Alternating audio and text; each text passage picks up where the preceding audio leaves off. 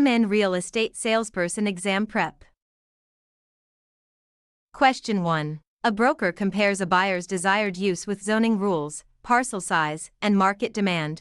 What appraisal principle is being considered for Harper & Egan involving a small retail building priced at $446,000? Option A, highest and best use. Option B, tie-in arrangement. Option C, novation. Option D, steering. The correct answer is option A, highest and best use. Highest and best use evaluates legal permissibility, physical possibility, financial feasibility, and maximum productivity. Tie-in arrangements, novation, and steering involve antitrust, contract substitution, and fair housing concerns. The analysis is about the most supportable property use. Question 2. A Eden Prairie buyer's loan has small monthly payments but one large final payment. What is that final payment called for Reese in Eden Prairie involving a farm parcel priced at $322,500? Option A, proration credit. Option B, balloon payment. Option C, replacement reserve. Option D, equity dividend. The correct answer is option B, balloon payment. A balloon payment is a large unpaid balance due at the end of a loan term. A proration credit divides expenses at closing. A replacement reserve funds future repairs, and an equity dividend is an investment return measure. The structure described is a financing feature. Question 3. A buyer asks about radon during a Bloomington home purchase. What is the safest professional response for a licensee? Option A, guarantee that radon is never a concern in Minnesota. Option B, tell the buyer to ignore radon because it is a title defect. Option C, provide required or available radon information and recommend appropriate testing or qualified advice rather than guaranteeing levels. Option D, prepare a scientific certification without testing. The correct answer is option C, provide required or available radon information and recommend appropriate testing or qualified advice rather than guaranteeing levels. Radon is an environmental concern that should be addressed with required information, testing, and qualified resources. A licensee should not guarantee levels or provide scientific certification without proper expertise. Radon is a physical/environmental issue, not a title defect.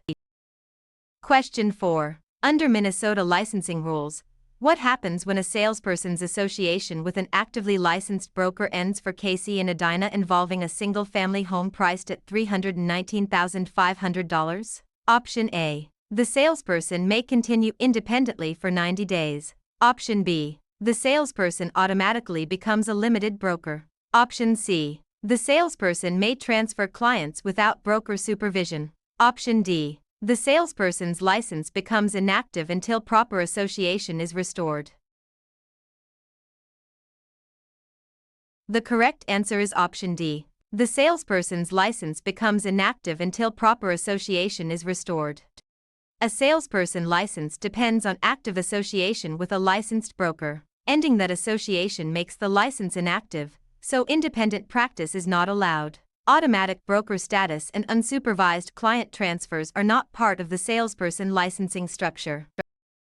Question 5. When Drew Rivera buys a condominium unit in Woodbury, what does the buyer typically own? Option A. The individual unit plus an undivided interest in the common elements. Option B. Only a stock certificate and no real property interest. Option C. The entire building in severalty. Option D. A temporary license to occupy the unit. The correct answer is option A. The individual unit plus an undivided interest in the common elements. Condominium ownership generally includes the individual unit and an undivided interest in common elements. A cooperative usually involves shares and a proprietary lease, not condominium ownership. The buyer does not own the whole building alone or merely hold a temporary license. Question 6. An appraiser subtracts curable physical deterioration and functional obsolescence from replacement cost. Which approach is being used for Cameron and Rochester involving a townhome priced at $409,000? Option A, sales comparison approach only. Option B, cost approach. Option C, income approach only. Option D, gross rent multiplier only. The correct answer is option B, cost approach. The cost approach estimates land value plus improvement cost minus depreciation. Sales comparison relies on comparable sales, and income analysis capitalizes income. Depreciation from replacement cost is the clue. Question 7. A licensee in St. Cloud drafts a complex legal clause for Cameron Davis instead of recommending legal counsel. What risk is created? Option A, constructive eviction. Option B, of functional obsolescence. Option C, unauthorized practice of law. Option D, inverse condemnation. The correct answer is option C, unauthorized practice of law. Licensees may fill in approved forms and explain business terms, but drafting legal clauses can cross into unauthorized practice of law. Constructive eviction, functional obsolescence, and inverse condemnation describe different legal or valuation issues. Complex legal drafting should be handled by an attorney. Question 8. For a pre-1978 residential property, what federal disclosure issue should a licensee remember for Casey in Edina involving a lake cabin priced at $243,500? Option A. The property can never be sold. Option B. Only commercial buyers receive the pamphlet. Option C. Lead disclosure replaces all agency disclosure. Option D. Lead-based paint disclosure requirements may apply before the buyer or tenant is obligated. The correct answer is option D. Lead-based paint disclosure requirements may apply before the buyer or tenant is obligated. Federal lead-based paint rules apply to many pre-1978 residential transactions and require disclosure before the buyer or tenant is obligated. The rules do not ban every sale or limit disclosure to commercial buyers. Lead disclosure is separate from agency disclosure and material fact duties. Question 9. At closing, why are prepaid property taxes or rents commonly prorated between buyer and seller for Reese in Eden Prairie involving a vacant lot priced at $245,000? Option A. To allocate income or expenses to the party who owned the property during the relevant time period. Option B. To change the sales price after acceptance. Option C. To avoid recording the deed. Option D. To eliminate the need for title insurance. The correct answer is option A. To allocate income or expenses to the party who owned the property during the relevant time period. Priorations allocate recurring income and expenses based on the period each party is entitled to or responsible for them. They do not rewrite the price, avoid recording, or replace title insurance. Closing statements use debits and credits to make this allocation. Question 10. In appraisal, what does highest and best use require for Avery and Brainerd involving a townhome priced at $356,000? Option A. The use that produces the highest commission. Option B. A use that is legally permissible, physically possible, financially feasible, and maximally productive. Option C. The use preferred by the current tenant only. Option D. The use with the lowest property tax bill. The correct answer is option B. A use that is legally permissible, physically possible, financially feasible, and maximally productive. Highest and best use considers legal, physical, financial, and productivity tests. Commission, tenant preference, and tax savings alone do not determine highest and best use. The concept focuses on the most supportable use of the property as real estate. Question 11. A tenant remains in possession after a lease expires without the landlord's consent. What is the tenant's status for Jordan in Bemidji involving a condominium unit priced at $249,500? Option A. Remainderman. Option B. Joint tenant. Option C. Tenant at sufferance. Option D. Dominant tenant. The correct answer is option C. Tenant at sufferance. A tenant at sufferance is a holdover who originally had lawful possession but stays without consent after the right ends. A remainderman holds a future interest, a joint tenant is a co-owner, and dominant tenant is not the standard term. The holdover fact controls. Question 12. Recording a deed for a rental house in Crow Wing County primarily gives what type of notice to the public? Option A. Private notice only to the buyer's lender. Option B. A zoning variance. Option C. A guarantee of physical condition. Option D. Constructive notice. The correct answer is option D, constructive notice. Recording places an instrument in the public records and gives constructive notice of the recorded interest. It does not create a zoning variance or guarantee the property's physical condition. The public records system protects priority and notice, not building quality. Question 13. An older commercial building in Blaine may contain asbestos insulation. What should the licensee avoid doing for Sawyer in Blaine involving a newly built townhouse priced at $196,500? Option A, giving a technical safety opinion beyond the licensee's expertise. Option B, recommending qualified inspection or environmental advice. Option C, disclosing known material facts. Option D, using written reports from qualified professionals. The correct answer is option A, giving a technical safety opinion beyond the licensee's expertise. Asbestos concerns should be handled with qualified inspection and proper disclosure of known material facts. A licensee should avoid technical safety opinions outside the real estate role. Professional reports and disclosure are safer than speculation. Question 14. An appraiser adjusts comparable sales for differences from the subject property. Which approach is being applied for Casey in Edina involving a single-family home priced at $397,500? Option A, cost approach only. Option B, sales comparison approach. Option C, income approach only. Option D, mortgage registry method. The correct answer is option B, sales comparison approach.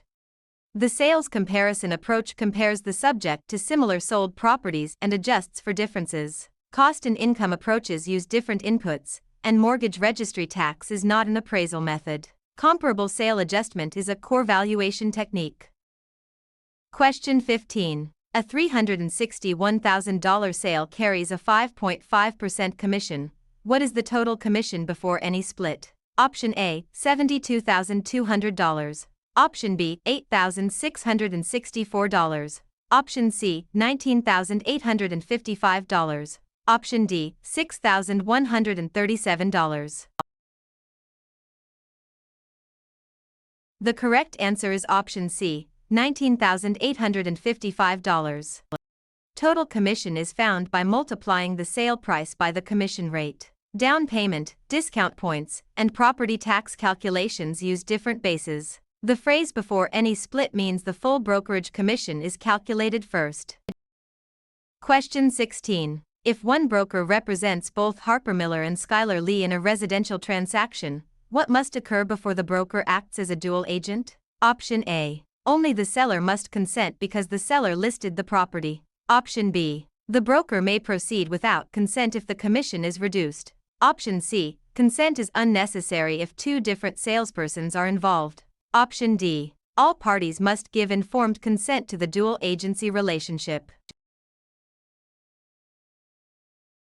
The correct answer is option D. All parties must give informed consent to the dual agency relationship.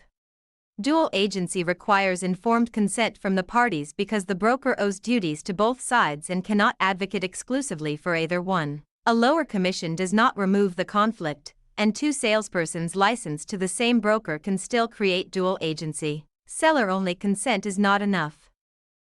Question 17. A buyer's lender evaluates income, credit, and property value without discrimination.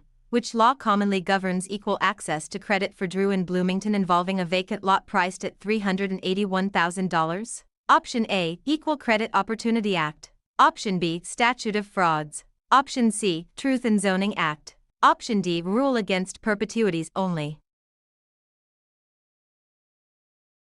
The correct answer is option A, Equal Credit Opportunity Act. The Equal Credit Opportunity Act prohibits discrimination in credit transactions based on protected characteristics. The statute of frauds concerns enforceability of certain contracts, and zoning or perpetuity concepts are unrelated to lending equality. Financing decisions must focus on lawful underwriting factors. Question 18. A landlord receives a forwarding address after a tenant leaves a Minnesota rental.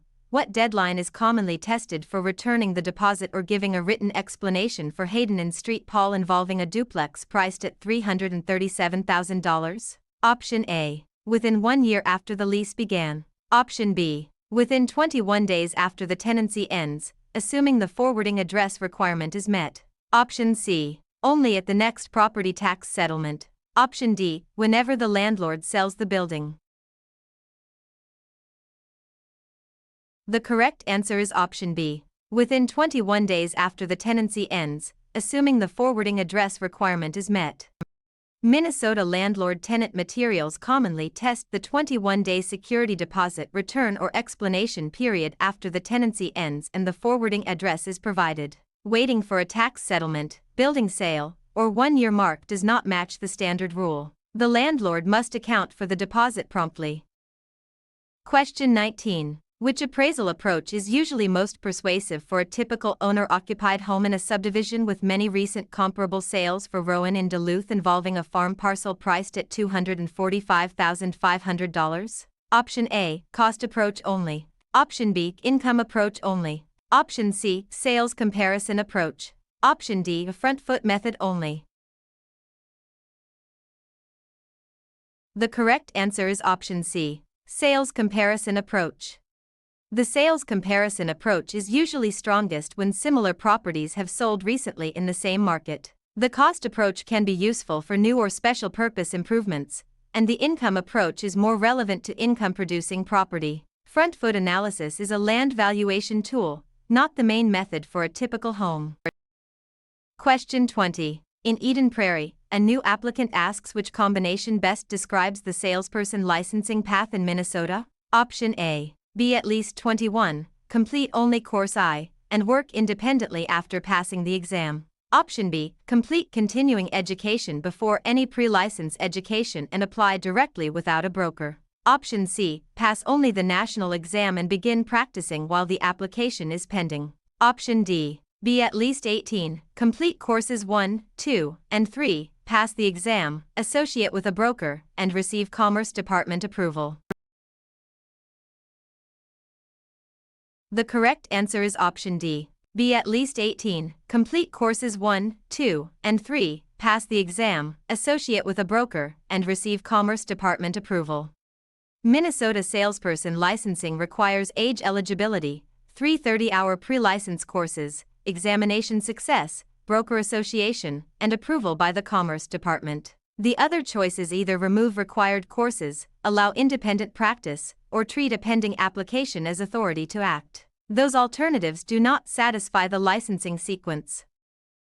Question 21. A buried heating oil tank is discovered during inspection of a mixed-use property.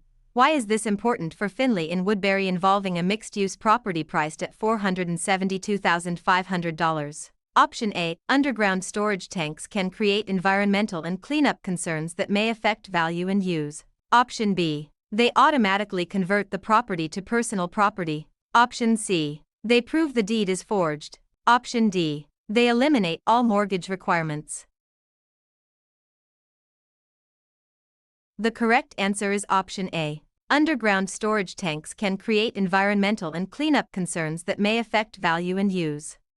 Underground storage tanks may involve leaks, regulatory requirements, and cleanup costs, making them material environmental concerns. They do not convert real estate into personal property, prove deed fraud, or remove financing requirements. Environmental issues can affect value, marketability, and buyer decisions. Question 22. A buyer brings certified funds for price, closing costs, and prepaid items after lender credits are applied.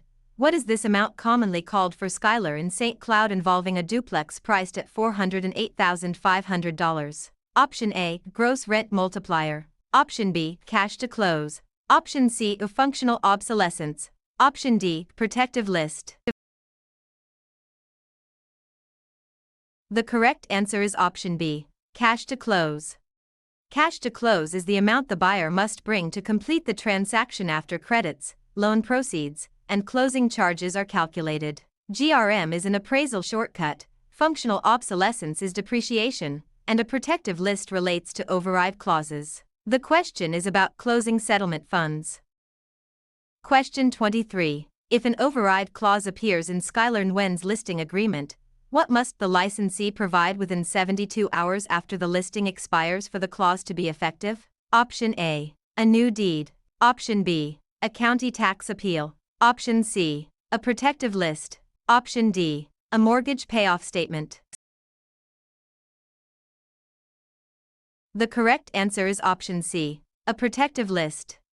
An override clause is tied to a protective list supplied within the required time after expiration. A deed, tax appeal, or payoff statement does not preserve the broker's override rights. The protective list identifies prospects covered by the clause. Question 24. A loan payment schedule gradually reduces principal until the loan balance reaches zero. What financing term describes this for Sawyer and Blaine involving a small retail building priced at $286,000? Option A. Accretion. Option B. Subordination. Option C. This cheat. Option D. Amortization. The correct answer is option D. Amortization. Amortization is repayment of a debt through payments that reduce principal over time. Accretion is natural land buildup. Subordination changes lien priority, and escheat transfers property to the state when no heirs exist. The decreasing loan balance is the clue. Question 25. A property has monthly gross rent of $2,075 and sells for $228,250. What is the gross rent multiplier? Option A, 110.0. Option B, 7.5%. Option C, 6.2%. Option D, 85%. The correct answer is option A, 110.0. Gross rent multiplier is price divided by gross rent for the same period. Cap rate, commission rate, and loan-to-value percentage measure different relationships. GRM is a quick income property comparison tool, not a complete valuation method. Question 26. A lender requires private mortgage insurance because Parker Lee's conventional loan has a high loan-to-value ratio. What does PMI primarily protect? Option A. The buyer against title defects. Option B. The lender against part of the risk of borrower default. Option C. The seller against market depreciation. Option D. The appraiser against negligence claims. The correct answer is option B. The lender against part of the risk of borrower default. Private mortgage insurance protects the lender when a conventional loan has higher default risk due to low borrower equity. It does not protect the buyer's title, guarantee the seller's price, or insure an appraiser's liability. Borrowers often pay for PMI, but the lender is the protected party. Question 27. A buyer credit on a closing statement for assumed unpaid taxes generally does what for Kendall and Moorhead involving a fourplex priced at $416,500? Option A. Increases the seller's loan payoff. Option B. Eliminates title insurance. Option C. Reduces the buyer's cash needed because the buyer will later pay the tax bill. Option D. Creates a new listing agreement. The correct answer is option C. Reduces the buyer's cash needed because the buyer will later pay the tax bill. A buyer credit reduces cash due from the buyer when the buyer assumes a future obligation connected to the seller's ownership period. Loan payoff, title insurance, and listing agreements are separate closing or contract issues. Credits and debits must be read from the party's perspective. Question 28. Wetlands are suspected on a vacant Clay County parcel. What should a licensee recommend before development assumptions are made? Option A. Assume all wetlands can be filled without approval. Option B. Use only the buyer's preferred building sketch. Option C. Ignore wetlands because they affect only personal property. Option D. Obtain qualified advice about wetland restrictions and permitting. The correct answer is option D. Obtain qualified advice about wetland restrictions and permitting. Wetland restrictions can limit development and require permits or expert review. Assuming fill is allowed or relying only on a sketch creates risk. Wetlands are real property and land use issues, not merely personal property concerns. Question 29. A garage built on Avery Thompson's land extends 2 feet over the boundary onto a neighbor's parcel. What issue is created? Option A. Encroachment. Option B. Hypothecation. Option C is subrogation. Option D. Reconciliation. The correct answer is option A. Encroachment. An encroachment occurs when an improvement physically intrudes onto another parcel. Hypothecation pledges property for debt, subrogation substitutes one party's claim, and reconciliation is an appraisal conclusion step. The garage crossing the boundary is the key fact. Question 30. A mortgage contains a clause allowing the lender to call the full balance due after default. What clause is this for Rowan in Duluth involving a farm parcel priced at $322,500? Option A. Habendum clause. Option B. Acceleration clause. Option C. Quiet enjoyment clause. Option D. Substitution clause in appraisal. The correct answer is option B. Acceleration clause. An acceleration clause allows the lender to demand the entire debt after default. A habendum clause is associated with deeds, quiet enjoyment appears in leases, and substitution in appraisal is a valuation principle. The trigger is borrower default. Question 31. A buyer representation agreement in Red Wing is best described as what type of document? Option A. A deed transferring title to the buyer. Option B. A loan commitment from the lender. Option C. A written contract that creates agency representation for the buyer. Option D. A property tax statement from the county. The correct answer is option C. A written contract that creates agency representation for the buyer. A buyer representation agreement is the written contract that creates buyer agency. It does not transfer title, approve financing, or state county taxes. Representation contracts define the broker-client relationship and compensation terms. Question 32. Before advertising Taylor Chen's newly built townhouse to the general public, what must a Minnesota licensee obtain? Option A. An oral promise that the owner may list later. Option B. A buyer's pre-approval letter. Option C. A tax parcel map from the county. Option D. A signed listing agreement or other signed written authorization from the owner or authorized person. The correct answer is option D. A signed listing agreement or other signed written authorization from the owner or authorized person. A licensee must have a signed listing agreement or other signed written authorization before advertising real property for sale or lease to the general public. Oral permission is not enough for this requirement. Buyer pre-approval and tax maps may be useful, but they do not authorize public advertising. Question 33. Before Quinn schedules the salesperson examination after studying in Edina, which pre-license course must already be completed? Option A. Course I. Option B. Course 2 only. Option C. Course 3 only. Option D. The annual continuing education module. The correct answer is option A. Course I. Course I must be successfully completed before a candidate registers for the salesperson examination. Course 2 and Course 3 are required before license application, while the annual module is a continuing education requirement for licensees. Confusing pre-license and continuing education rules leads to the wrong result. Question 34. A lender must disclose the cost of consumer credit so borrowers can compare loan terms. Which federal law is most directly involved for Blair in Mankato involving a single-family home priced at $414,000? Option A. Sherman Antitrust Act only. Option B. Truth in Lending Act. Option C. Clean Water Act only. Option D. Minnesota Torrens Act only. The correct answer is option B. Truth in Lending Act.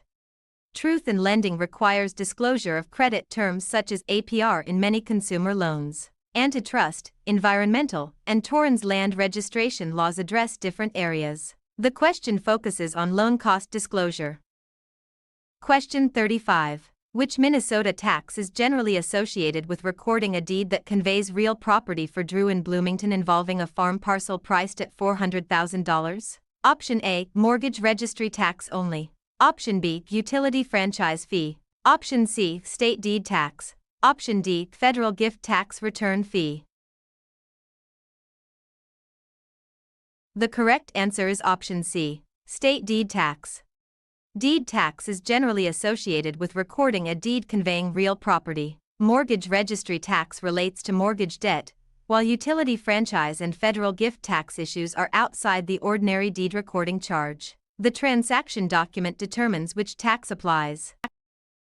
Question 36. While interviewing with two firms in Blaine, Cameron asks how many Minnesota brokers may supervise the salesperson during the same period. Option A. 2 brokers if both brokers consent. Option B. Any number of brokers if the salesperson discloses the arrangement. Option C. 1 broker for residential sales and a separate broker for leases. Option D. 1 actively licensed broker. The correct answer is option D. 1 actively licensed broker. A salesperson in Minnesota is licensed to act on behalf of 1 broker during the same period. Consent or disclosure does not create authority to work under multiple brokers. Splitting residential and leasing work between brokers would still violate the Single Broker Association rule. Question 37. A seller says the basement is perfectly dry despite knowing of repeated water intrusion. Why is that more than ordinary puffing for Quinn and Red Wing involving a lake cabin priced at $192,500? Option A. It is a factual misrepresentation about a material property condition. Option B. It is always protected opinion regardless of knowledge. Option C. It is allowed if the buyer gets a loan. Option D. It becomes legal if stated verbally instead of in writing. The correct answer is option A. It is a factual misrepresentation about a material property condition. A specific false statement about a known material condition can be misrepresentation. Puffing is general opinion, not a false factual claim about water problems. Financing approval or verbal delivery does not make a known material misstatement acceptable. Question 38. Unless the parties' written agreement says otherwise, when should a Minnesota listing broker deposit earnest money after receiving it and final acceptance has occurred for Drew in Bloomington involving a vacant lot priced at $336,000? Option A. Only after the buyer's loan is fully underwritten. Option B. Within 3 business days of receipt or final acceptance, whichever is later. Option C. At any time before the deed is recorded. Option D. Within 30 calendar days after the first showing. The correct answer is option B. Within 3 business days of receipt or final acceptance, whichever is later. Minnesota trust account rules provide a default deadline of 3 business days after receipt or final acceptance, whichever is later, when the written agreement is silent. Waiting for underwriting, recording, or an arbitrary 30-day period would not meet that default rule. The parties can address timing in their written agreement. Question 39. A Minnesota landlord withholds a deposit for faded paint caused by normal use.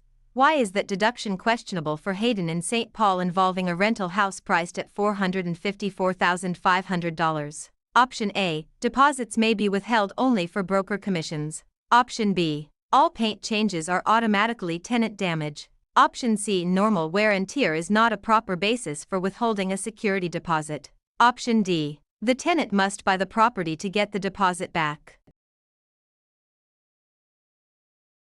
The correct answer is option C. Normal wear and tear is not a proper basis for withholding a security deposit. Security deposit deductions are for items such as unpaid rent or damage beyond ordinary wear and tear. Normal fading from ordinary use is not the same as tenant-caused damage. Broker commissions and purchase rights are unrelated to residential deposit accounting. Question 40. A buyer purchases a $370,500 property with an 80% loan. What is the approximate loan amount? Option A. $74,100. Option B. $18,525. Option C. $5,700. Option D. $296,400. The correct answer is option D. $296,400. Loan amount is found by multiplying the sale price by the loan-to-value percentage. Down payment is the remaining equity, commission is based on brokerage compensation, and annual tax is a government charge. The loan-to-value percentage controls the financing amount. Question 41. An advertisement says a small retail building is available only for adults with no children. What is the main fair housing concern for Sawyer and Blaine involving a small retail building priced at $361,500? Option A. The statement indicates a preference or limitation based on familial status. Option B. The ad forgot to mention the roof age. Option C. The ad uses a list price instead of an appraised value. Option D. The ad includes the city name. The correct answer is option A. The statement indicates a preference or limitation based on familial status. Advertising cannot indicate a discriminatory preference or limitation based on familial status except where a valid housing for older persons exemption applies. Roof age, list price, and city name are not the fair housing issue in the wording. The problem is discouraging families with children. Question 42. A Bloomington parcel contains 1 acre. How many square feet are in the parcel? Option A, $10,800. Option B, $43,560. Option C, $264,250. Option D, $4,304. The correct answer is option B, 43,560. 1 acre contains 43,560 square feet, so acreage is converted by multiplying acres by 43,560. Frontage value, loan amount, and tax amount are calculated from different data. Unit conversion is a common real estate math task. Question 43. Which deed gives Finley Okafor the broadest set of title warranties from the grantor? Option A, quitclaim deed. Option B, bargain and sale deed with no covenants. Option C, general warranty deed. Option D, tax certificate only. The correct answer is option C, general warranty deed. A general warranty deed provides the strongest customary covenants of title from the grantor. A quitclaim deed conveys whatever interest the grantor has without warranties. A bargain and sale deed without covenants and a tax certificate provide less assurance than a general warranty deed. Question 44. A rental property produces $49,000 in net operating income and investors require a 8% capitalization rate. What value is indicated by the income approach? Option A, $231,000. Option B, $278,375. Option C, $36,000. Option D, $612,500. The correct answer is option D, $612,500. The income approach using direct capitalization divides net operating income by the capitalization rate. Gross rent multiplier, loan amount, and frontage calculations use different inputs. The cap rate converts expected net income into an indicated value. Question 45. Why might Morgan Wilson use a quitclaim deed to clear a possible title issue? Option A. It transfers whatever interest the grantor may have without making title warranties. Option B. It guarantees the property is free of every lien. Option C. It creates a new mortgage automatically. Option D. It replaces the need for delivery and acceptance. The correct answer is option A. It transfers whatever interest the grantor may have without making title warranties. A quitclaim deed can release or transfer any interest the grantor may have, but it does not warrant title quality. It does not guarantee lien-free ownership or create a mortgage. Like other deeds, it still depends on proper execution, delivery, and acceptance. Question 46. Why would an appraiser rely heavily on the cost approach for a newly built mixed-use property in Woodbury? Option A. It ignores land value completely. Option B. Replacement cost and depreciation can be estimated more reliably for new improvements. Option C. It is the only legal method for all residential property. Option D. It values the property only by monthly rent. The correct answer is option B. Replacement cost and depreciation can be estimated more reliably for new improvements. The cost approach is useful for new construction because replacement cost and accrued depreciation can be estimated with less uncertainty. It still includes land value and is not the only legal method for every property. Monthly rent belongs to income analysis rather than cost analysis. Question 47. A listing agreement for a Egan seller is missing a definite end date. Why is that a licensing problem? Option A, listing agreements are valid only if they renew forever. Option B, expiration dates are allowed only in commercial leases. Option C, Minnesota listing agreements must include a definite expiration date. Option D, the county recorder assigns the expiration date after closing.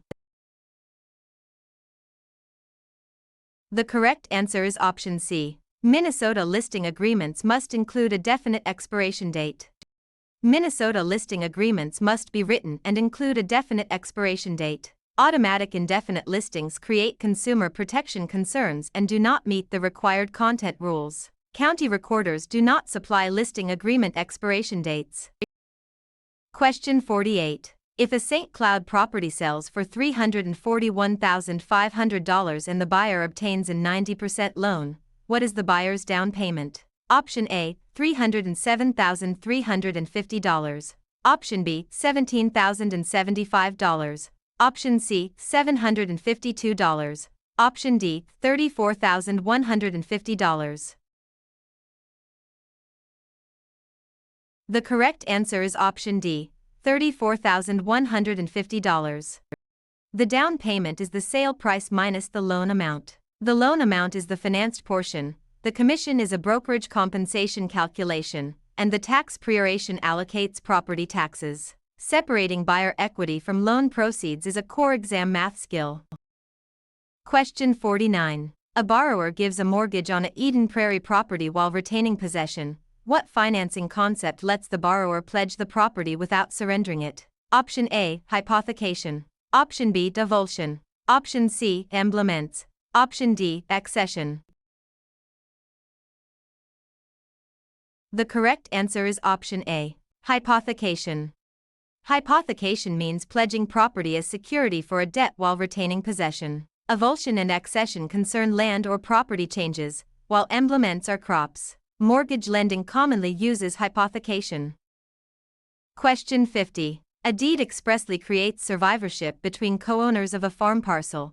Which ownership feature is being emphasized? Option A, no right to possess the property. Option B, right of survivorship in joint tenancy. Option C, a tenant's trade fixture right. Option D, a mortgagee's foreclosure priority. The correct answer is option B, right of survivorship in joint tenancy. Joint tenancy is associated with right of survivorship when properly created. Co-owners generally have possession rights, and trade fixtures concern tenants rather than co-owner succession. Mortgage priority is a lien issue, not survivorship ownership. Question 51. Under the Minnesota Human Rights Act, which protected basis expands beyond the traditional federal fair housing list for Blair in Mankato involving a single-family home priced at $432,500? Option A, preference for a short commute. Option B, owning two vehicles. Option C, status with regard to public assistance. Option D, having a fixed-rate mortgage. The correct answer is option C, status with regard to public assistance. Minnesota housing and real property discrimination law includes status with regard to public assistance among protected bases. Commute preference, vehicle ownership, and mortgage type are not protected classes. State law can add protections beyond the federal baseline.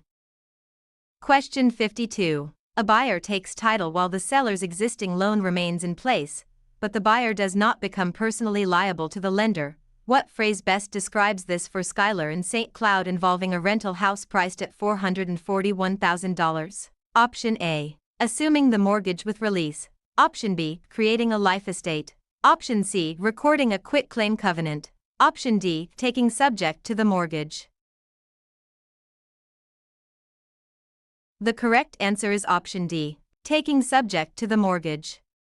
Taking subject to a mortgage means the property remains security for the debt, but the buyer does not personally promise the lender to pay. Assumption involves personal liability unless otherwise released. Life estates and quitclaim covenants are unrelated to this financing arrangement.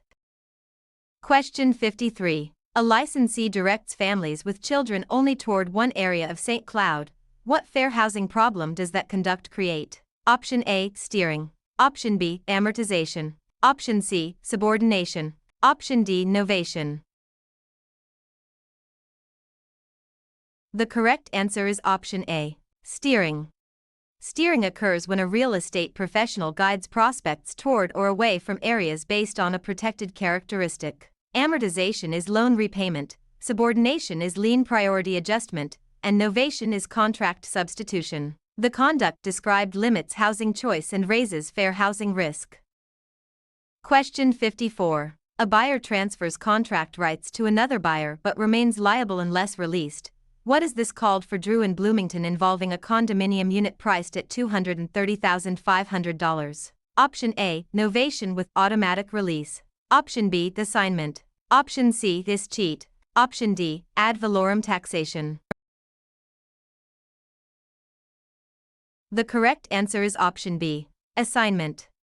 Assignment transfers contractual rights to another party, but the assignor can remain liable unless a release or novation occurs. Cheat and ad valorem taxation are unrelated. The distinction between assignment and novation is commonly tested. Question 55. If Emerson passes the salesperson examination on a spring test date, how long does the candidate generally have to apply for the license before retaking the exam is required? Option A, 30 days from passing the examination. Option B, 3 years from passing the examination. Option C, 1 year from passing the examination. Option D, until the next broker renewal cycle only. The correct answer is option C, 1 year from passing the examination.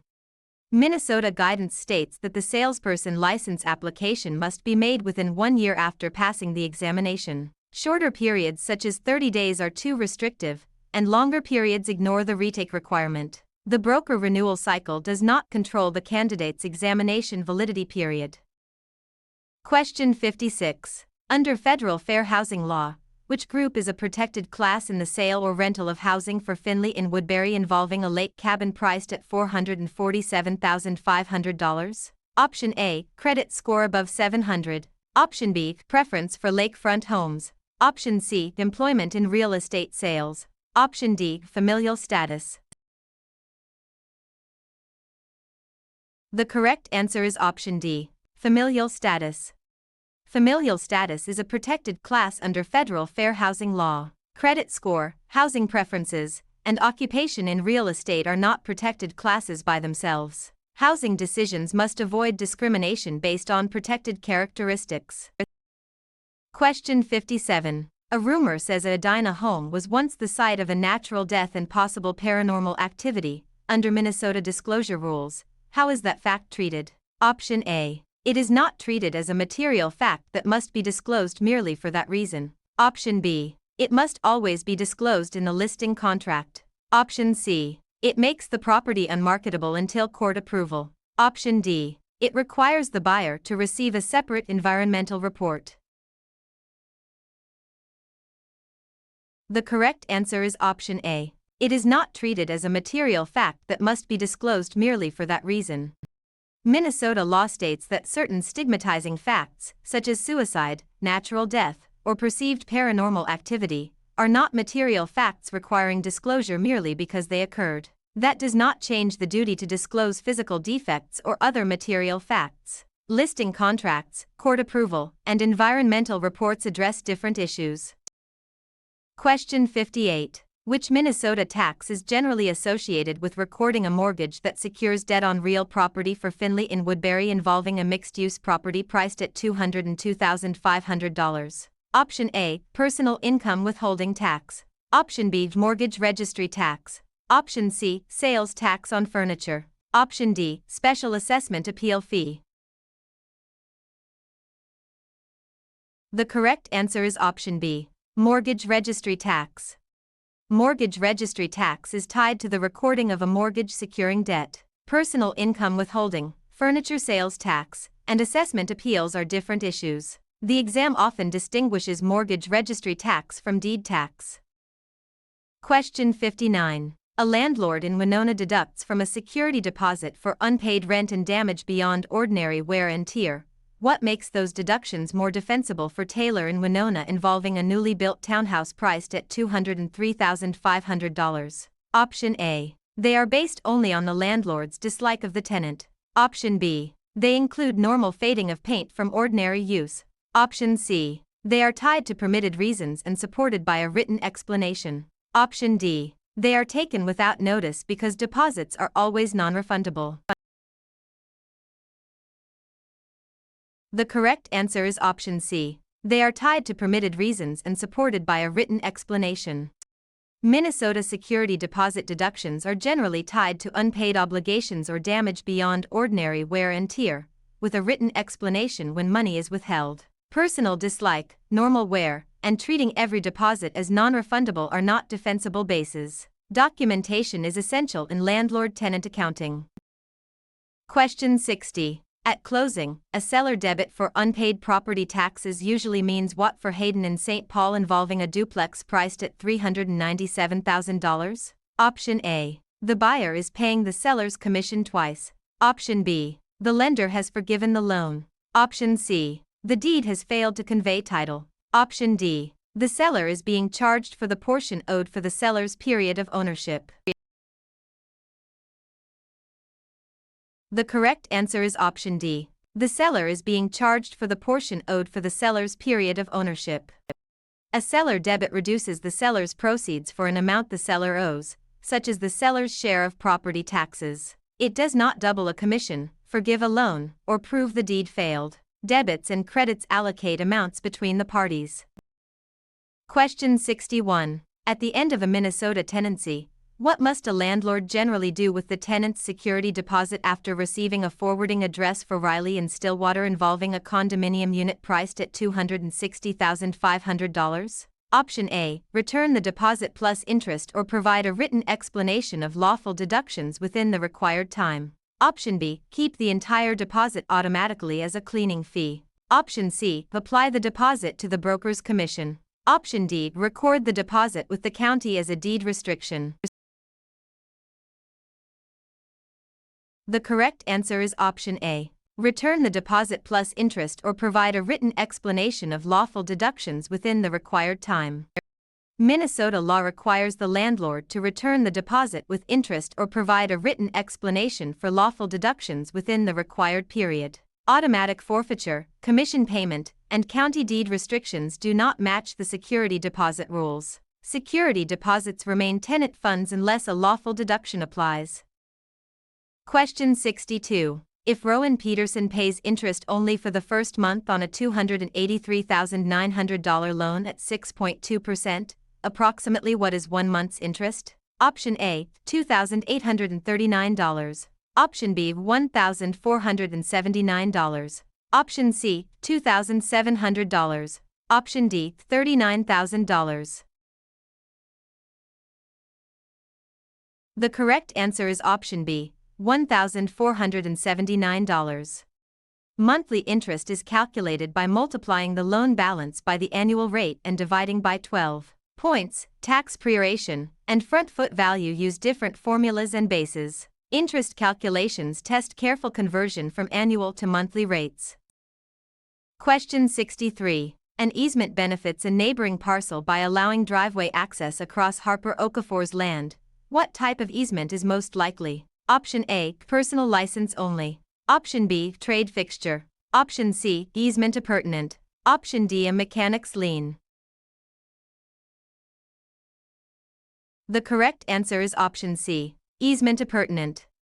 An easement appurtenant benefits another parcel and usually runs with the land. A personal license is revocable permission, a trade fixture is tenant property, and a mechanic's lien secures payment for improvements. The presence of a benefited parcel points to an appurtenant easement. Question 64. A lender offers Parker Con a mortgage whose interest rate can change based on an index after an initial period. What type of loan is this? Option A, package mortgage only. Option B, open-end listing. Option C, graduated lease. Option D, adjustable rate mortgage. The correct answer is option D, adjustable rate mortgage. An adjustable rate mortgage has an interest rate that may change according to an index and loan terms. A package mortgage includes personal property, an open-end listing is not a standard listing type, and a graduated lease changes rent over time. The index-based interest change identifies the loan type. Question 65. During a first substantive contact with a residential consumer in Red Wing, what disclosure should the licensee provide for Quinn in Red Wing involving a lake cabin priced at $295,000? Option A. An agency disclosure form explaining available agency and facilitator relationships. Option B. A final closing disclosure showing loan terms. Option C. A county tax statement for the current year. Option D. A deed prepared for recording. The correct answer is option A. An agency disclosure form explaining available agency and facilitator relationships.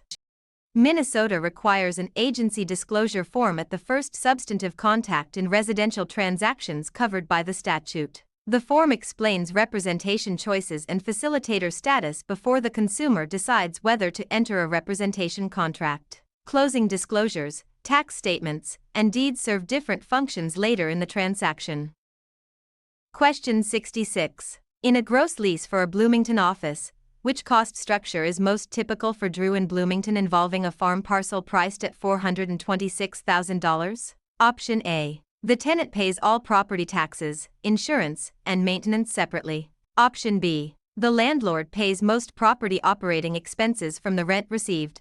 Option C. The tenant receives title at the end of the lease. Option D. The rent is based only on retail sales volume. The correct answer is option B. The landlord pays most property operating expenses from the rent received. In a gross lease, the landlord typically pays most operating expenses and receives rent as a gross amount. Net leases shift more expenses to the tenant, and percentage leases tie rent partly to sales. A lease does not transfer title merely because it is gross. Question 67. A utility company has the right to run power lines across a Edina parcel. Which property right is usually involved? Option A. Estate for years. Option B. Divulsion. Option C. Easement in gross. Option D. A remainder interest. The correct answer is option C. Easement in gross. A utility easement often benefits a company rather than a neighboring parcel, making it an easement in gross. An estate for years is a leasehold, a vulsion is sudden land change, and a remainder follows a life estate. The utilities right is a non-possessory use right. Question 68. Under Chapter 82 standards, what must a broker do to properly supervise salespersons at a Red Wing office? Option A. Let each salesperson approve their own contracts without broker review. Option B. Delegate all trust records to buyers and sellers. Option C. Supervise only advertising and ignore purchase agreements. Option D. Monitor brokerage activities, review transaction documents, and review trust account books and records. The correct answer is option D. Monitor brokerage activities, review transaction documents, and review trust account books and records. Broker supervision includes ongoing monitoring of salespersons, transaction documents, and trust account records. Salespersons do not self-supervise, and clients are not responsible for brokerage trust accounting. Limiting supervision to advertising would miss major broker responsibilities. Question 69. A pooled interest-bearing trust account earns interest on client funds, unless otherwise agreed, whereas the interest generally paid under Minnesota rules for Schuyler in St. Cloud involving a rental house priced at $229,000? Option A. To the Minnesota Housing Finance Agency for the Housing Trust Fund account. Option B. To the salesperson as a bonus. Option C. To the listing client automatically. Option D. To the county assessor's operating budget. The correct answer is option A. To the Minnesota Housing Finance Agency for the Housing Trust Fund account.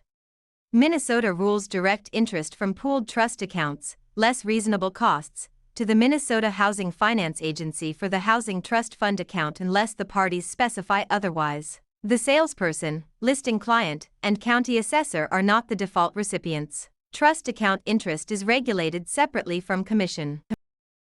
Question 70. A licensee in Northfield wants to know which required continuing education topics must be included in the renewal cycle along with the general module for Parker in Northfield involving a fourplex priced at $365,000. Option A. only appraisal theory and mortgage underwriting. Option B, agency law and fair housing. Option C, only property insurance and income tax preparation. Option D, only construction codes and zoning administration. The correct answer is option B, agency law and fair housing. Minnesota renewal requirements include agency representation and disclosure training and fair housing training as part of the required education mix. Appraisal, insurance, tax, construction, and zoning topics may be useful, but they do not replace those mandated topics. The rule is designed to keep licensees current on representation and anti-discrimination duties. Question 71. If annual property taxes of $4,050 are prorated to the seller for 224 days on a 365-day basis, approximately what amount is charged to the seller? Option A, $23,010. Option B, $5,177. Option C, $2,485. Option D, $2,013. The correct answer is option C, $2,485. Tax proration divides the annual tax by 365 and multiplies by the number of seller days. Commission, discount points, and monthly interest are unrelated calculations. Proration allocates an annual expense fairly between buyer and seller at closing. Question 72. Which lease gives a tenant possession for a fixed term that ends automatically on the stated expiration date for Jordan in Bemidji involving a condominium unit priced at $202,500? Option A, tenancy at sufferance. Option B, fee simple defeasible. Option C, easement appurtenant. Option D, the estate for years. The correct answer is option D, estate for years. An estate for years is a leasehold for a definite period and ends at the stated expiration. Tenancy at sufferance is holdover possession after lawful possession ends. Fee simple defeasible and easement appurtenant are not ordinary fixed-term leasehold estates. Question 73. A lender draws a line around a Washington neighborhood and refuses otherwise qualified mortgage applicants there. What fair housing and lending term best fits for Kendall in Moorhead involving a duplex priced at $418,500? Option A, redlining. Option B, plottage. Option C, accretion. Option D, estoppel. The correct answer is option A, redlining.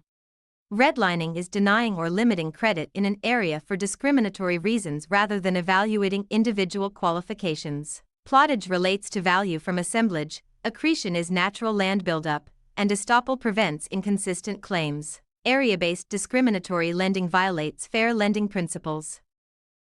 Question 74. A seller accepts an offer only after the buyer receives financing approval. What type of clause is most likely involved for Harper & Egan involving a newly built townhouse priced at $369,500? Option A, habendum clause. Option B, financing contingency. Option C, subordination clause. Option D, acceleration clause only.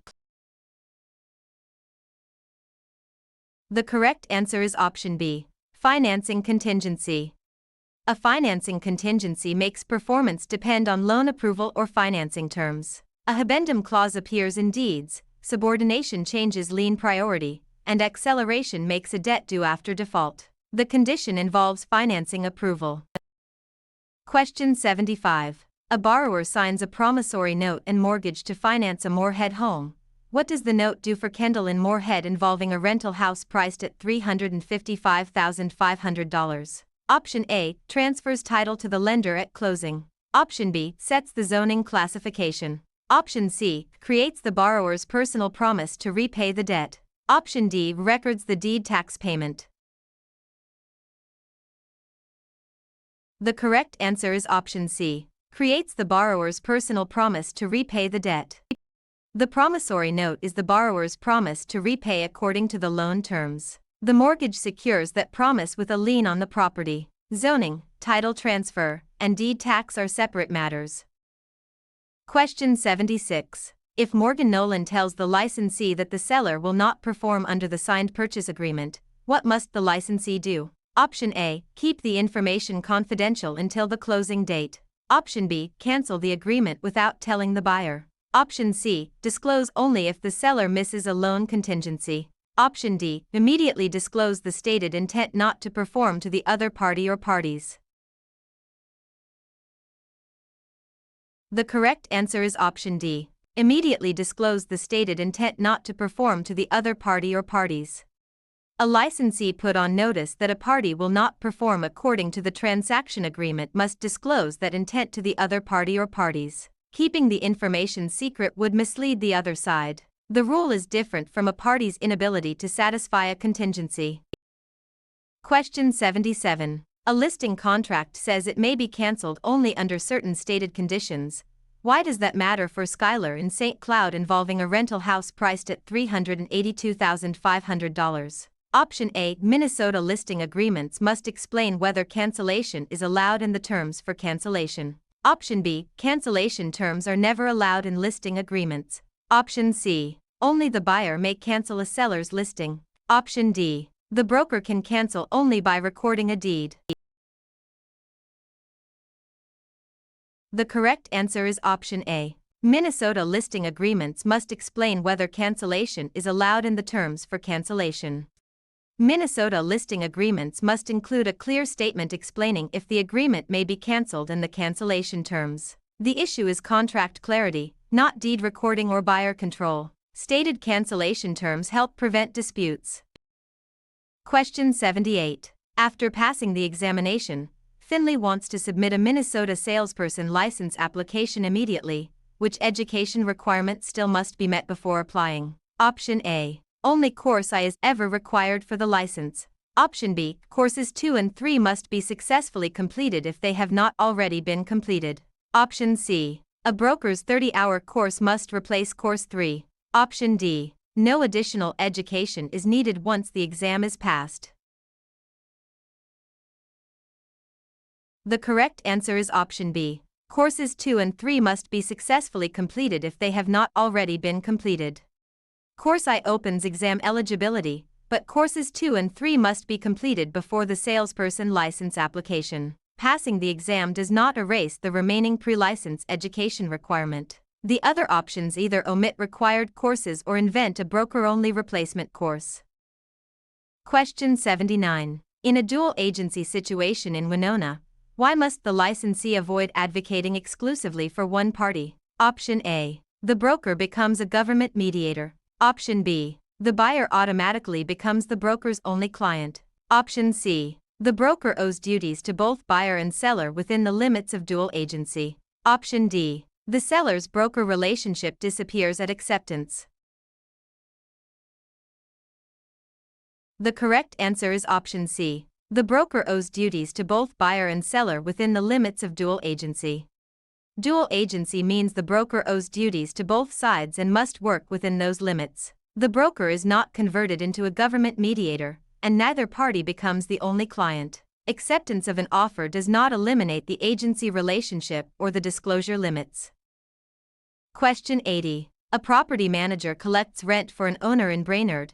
How should those funds generally be treated before proper disbursement? Option A. As the manager's personal operating funds. Option B. As sales tax collected for the state. Option C. As title insurance premiums. Option D. As trust funds handled according to the broker's trust account obligations. The correct answer is option D. As trust funds handled according to the broker's trust account obligations. Rent collected for an owner is money held for another and must be handled under trust accounting duties. It is not the manager's personal money, a sales tax fund, or a title insurance premium. Property management requires careful separation of client funds.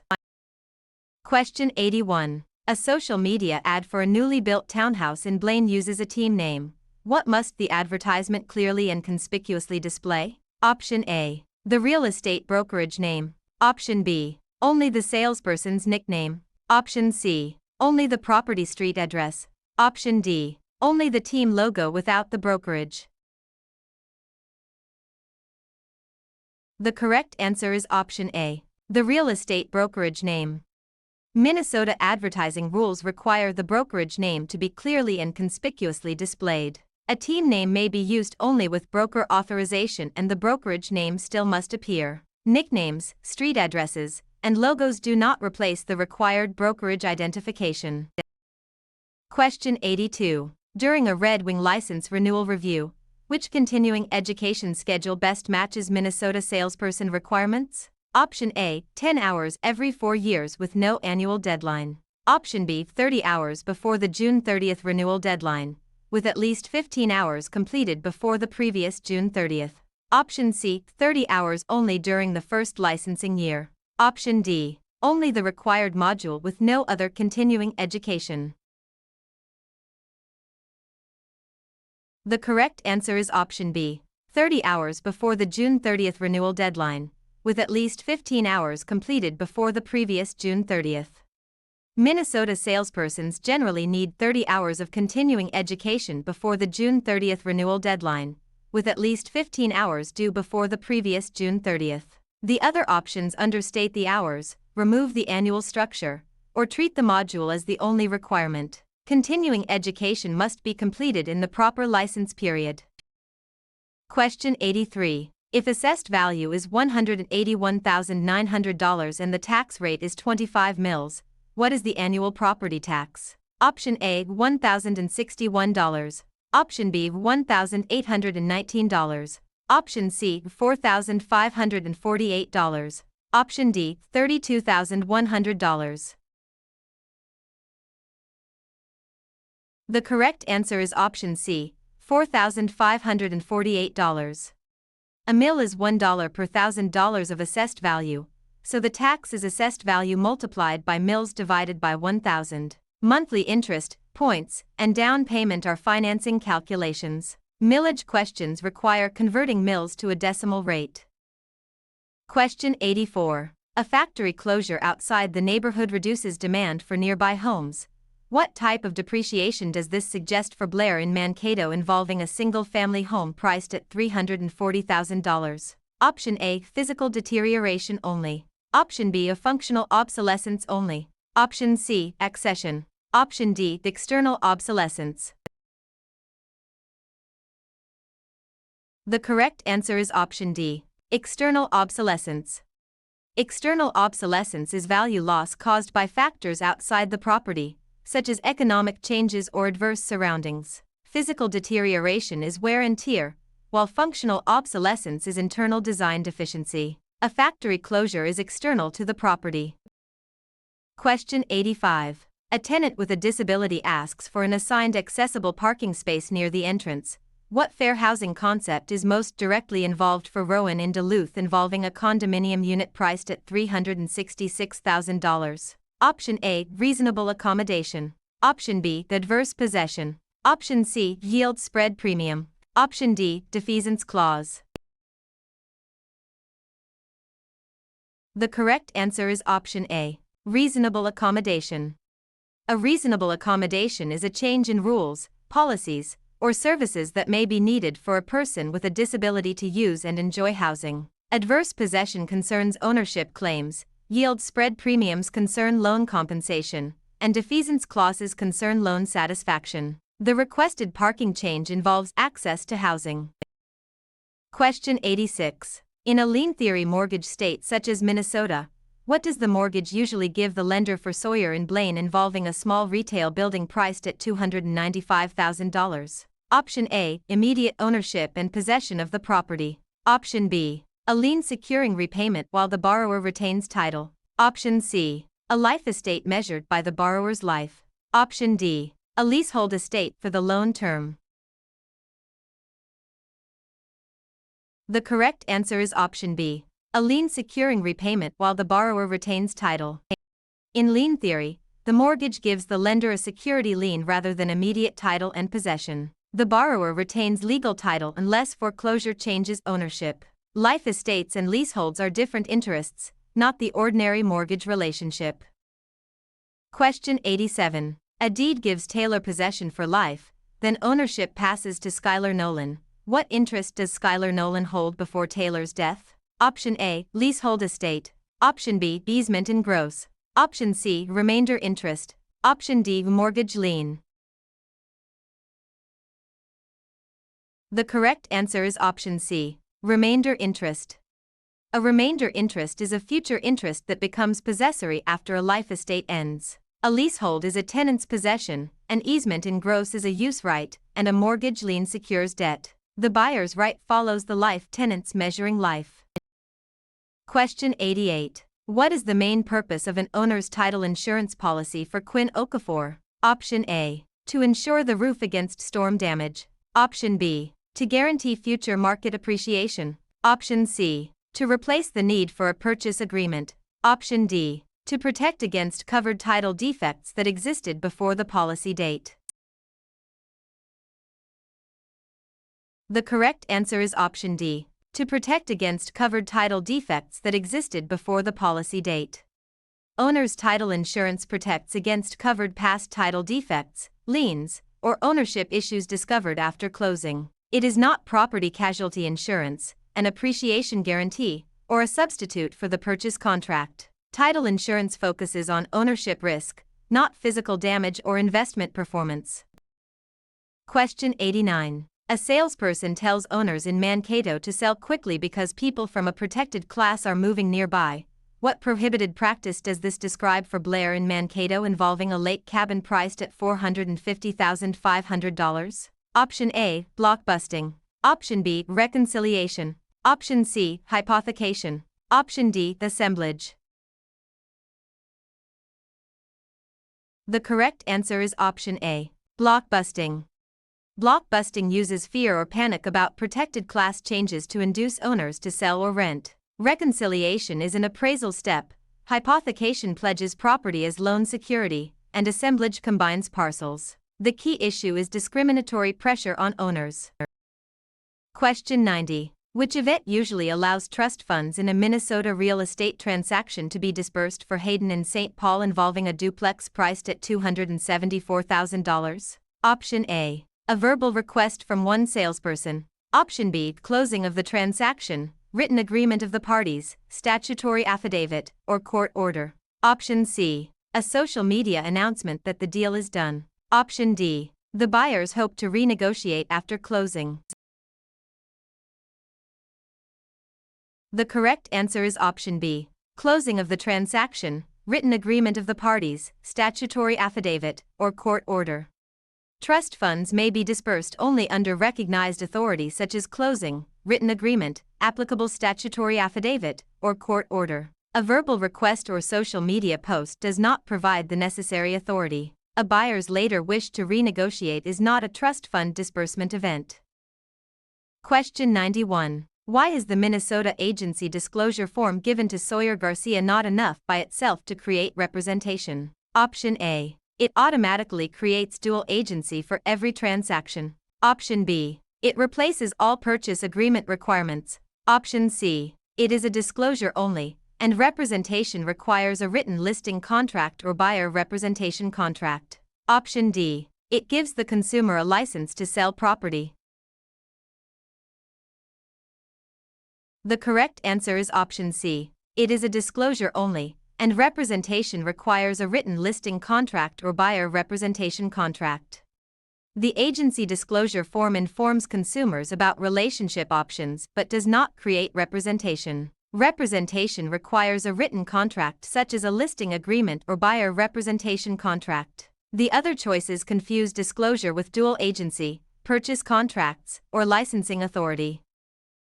Question 92. A retail tenant pays base rent plus a percentage of monthly sales. What lease type is described for Morgan in Maple Grove involving a duplex priced at $216,000? Option A. Ground lease only. Option B. Graduated deed. Option C. Quitclaim lease. Option D. Percentage lease. The correct answer is option D. Percentage lease. A percentage lease includes rent based partly on the tenant's sales, commonly in retail settings. A ground lease involves leasing land, and the other terms are not standard lease classifications. The sales volume rent formula is the key clue. Question 93. A contract substitutes a new party and releases the original party from liability. Which term best describes that change for Blair in Mankato involving a lake cabin priced at $430,000? Option A. Novation. Option B, the assignment only. Option C, the accretion. Option D, hypothecation. The correct answer is option A, novation. Novation substitutes a new obligation or party and releases the original party when all required parties agree. Assignment transfers rights but does not necessarily release the assignor. Accretion and hypothecation involve land buildup and pledging property as security. Question 94. A property loses value because its floor plan is outdated compared with modern buyer expectations. What type of depreciation is most likely for Morgan in Maple Grove involving a rental house priced at $433,500? Option A, accretion. Option B, of functional obsolescence. Option C, economic rent. Option D, constructive notice. The correct answer is option B, functional obsolescence. Functional obsolescence is loss in value from outdated design, layout, or utility within the property. Accretion is land buildup, economic rent is market rent, and constructive notice comes from public records. The problem is the property's function. Question 95. A listing agreement states the commission amount but does not explain what event earns it. What required item is missing for Skylar in St. Cloud involving a fourplex priced at $332,000? Option A, a promise that the buyer will waive inspection. Option B, a surveyor's certification for every sale. Option C, a clear statement of the events or conditions that entitle the broker to a commission. Option D, a court order approving the commission. The correct answer is option C, a clear statement of the events or conditions that entitle the broker to a commission. Minnesota listing agreements must explain the events or conditions that entitle the broker to compensation. Inspection waivers, surveyor certifications, and court orders are not substitutes for commission earning terms. Clear compensation triggers protect both broker and client. Question 96. Why should a purchase agreement for a mixed-use property in Minneapolis be in writing and signed by the party to be charged? Option A, all oral contracts are criminal offenses. Option B, only lenders may sign real estate contracts. Option C, a deed is unnecessary if the parties shake hands. Option D, the statute of frauds requires most real estate sale contracts to be in writing to be enforceable. The correct answer is option D. The statute of frauds requires most real estate sale contracts to be in writing to be enforceable. The statute of frauds generally requires contracts for the sale of real property to be in writing and signed by the party to be charged. Oral agreements may fail enforceability even if the parties intended a deal. Lender-only signatures and handshake transfers do not replace the required written contract and later conveyance documents. Question 97. When Parker, a licensee, intends to buy a client's property in Maple Grove, what disclosure is required before negotiation or consummation? Option A. The licensee must affirmatively disclose the license status and the capacity in which the licensee is acting. Option B. The licensee may stay silent if paying full market value. Option C. The disclosure is needed only after the deed is recorded. Option D. Only the buyer's lender must be told about the license. The correct answer is option A. The licensee must affirmatively disclose the license status and the capacity in which the licensee is acting. A Minnesota licensee who acquires or intends to acquire an interest in real property must disclose the license status and capacity before negotiation or consummation. Paying market value does not remove the conflict risk, and post-recording disclosure would be too late. Lender-only notice does not satisfy disclosure to the property owner. Question 98. A lot has 245 front feet worth $290 per front foot. What is the indicated front foot value? Option A, $1,389. Option B, $71,050. Option C, $24,000. Option D, $413,333. The correct answer is option B, $71,050. Front foot valuation multiplies frontage by the price per front foot. Tax proration, commission, and income capitalization rely on other formulas. The question asks only for the land value indicated by frontage. Question 99. A buyer deposits earnest money with a broker in the form of a negotiable note rather than cash. What extra care is needed for Morgan in Maple Grove involving a duplex priced at $313,500? Option A. The broker may throw it away because it is not cash. Option B. It can be placed in the broker's personal safe without records. Option C. The non-depositable item must be handled through authorized escrow with written authority and proper records. Option D. It automatically becomes commission income. The correct answer is option C. The non-depositable item must be handled through authorized escrow with written authority and proper records. Non-depositable items received as earnest money require careful escrow handling, written authority when the broker holds them, and proper records. They are not discarded, hidden as personal property, or treated as commission income. The rule protects all parties' interests in non-cash deposits. Question 100. Which ownership estate gives Parker Lee the greatest bundle of rights with no stated end date or condition? Option A. Estate at sufferance. Option B. Life estate. Option C. License. Option D. Fee simple absolute. The correct answer is option D. Fee simple absolute. Fee simple absolute is the broadest ownership estate and can continue indefinitely. A life estate ends with a measuring life, an estate at sufferance arises from holdover possession, and a license is permission rather than an estate. The key phrase is ownership without a stated end date or condition.